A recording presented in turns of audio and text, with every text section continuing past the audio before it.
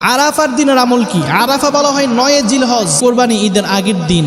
কোরবানির ঈদ হচ্ছে ১০ জিলহজ, আরাফার দিন হচ্ছে ৯ জিলহজ, হজের দিন। এই দিনের কেমন ফজিলত, রাসূল সাল্লাল্লাহু আলাইহি ওয়াসাল্লাম আবু দাউদ শরীফের ২৪২৫ নম্বর হাদিসের মধ্যে ইরশাদ করেন, আল্লাহর নবী বলেন, ওয়াসিয়ামু আরাফাতা ইন্নী আহতাসিবু আলাল্লাহি আন ইউকাফফিরাস সানাতাল্লাতী ক্বাবলাহু ওয়াস সানাতাল্লাতী বা'দাহু। নবী বলেন, যে ব্যক্তি আরাফার দিন একটা রোজা রাখবে, আল্লাহ রব্বুল আলামিন ওই বান্দার ২ বছরের গুনাহ মাফ করে দিবেন। ১ বছর তার জিন্দেগির অতীতের, আরেক বছর তার জিন্দেগির ভবিষ্যতের। যে ব্যক্তি আরাফার একটা রোজা রাখবে, আল্লাহ রসুল আবু দাউদ শরীফে বলেছেন, তার জিন্দেগির ২ বছরের গুনাহ আল্লাহ তাআলা ক্ষমা করে দিবেন।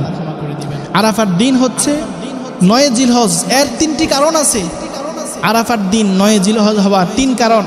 এর মধ্যে প্রথম নাম্বার কারণ হচ্ছে, ইব্রাহিম আলাইহিস সালাতু ওয়াস সালাম স্বপ্নে দেখছিলেন ৮ জিলহজ, তিনি স্বপ্নের মর্ম বুঝেননি, ফলে আল্লাহ রব্বুল আলামিন ৯ জিলহজ আরাফার দিনে এই মর্ম তিনাকে বুঝিয়েছেন। দ্বিতীয় নাম্বার কারণ, রাসূল সাল্লাল্লাহু আলাইহি ওয়াসাল্লামের নিকট জিবরাইল আমিন আসলেন, এসে রাসূল সাল্লাল্লাহু আলাইহি ওয়াসাল্লামকে হজের আমল সমূহ জানিয়েছেন। এজন্য আরাফা অর্থ হচ্ছে জানা। ৯ জিলহজ আরাফার দিন হওয়ার তৃতীয় নাম্বার কারণ হলো, ৯ জিলহজে সমস্ত হাজী সাহেবগণ আরাফার মাঠে অবস্থান করেন। এই ৩ কারণ। ১ নাম্বার, ইব্রাহিম আলাইহিস সালাতু ওয়াস সালাম ৮ জিলহজে স্বপ্ন দেখেছেন, মর্ম বুঝেননি, ৯ জিলহজ মর্ম বুঝেছেন। দ্বিতীয় নাম্বার কারণ, রাসূল সাল্লাল্লাহু আলাইহি ওয়াসাল্লামকে জিবরাইল হজ সম্পর্কে জ্ঞান দিয়ে গিয়েছেন ৯ জিলহজ।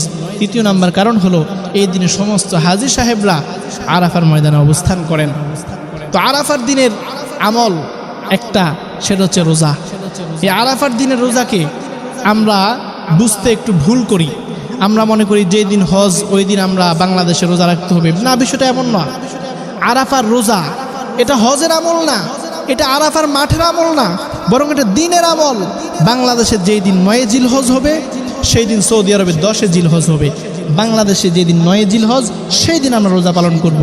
আমাদের দেশের অনেক মা বোনেরা, অনেক ভাইয়েরা যেদিন সৌদি আরবে ৯ জিলহজ, বাংলাদেশে ৮ জিলহজ, ওই দিন বাংলাদেশে মানুষ রোজা রাখে।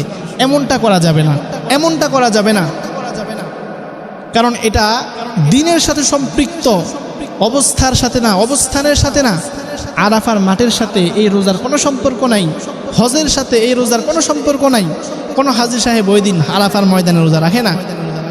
রমজানের ঈদ, কোরবানির ঈদ, এগুলো যেমন দিনের সাথে সম্পৃক্ত একটা ইবাদত, একটা আমল, ঠিক আরাফার যে রোজার কথা রাসূল বলেছেন আবু দাউদ শরীফের হাদিসে, এটাও দিনের সাথে সম্পৃক্ত, ৯ জিলহজের সাথে সম্পৃক্ত। যেই দেশে যেই দিন ৯ জিলহজ হবে, সেই দেশের মানুষ সেই দিন ৯ জিলহজ আরাফার রোজা রাখবে।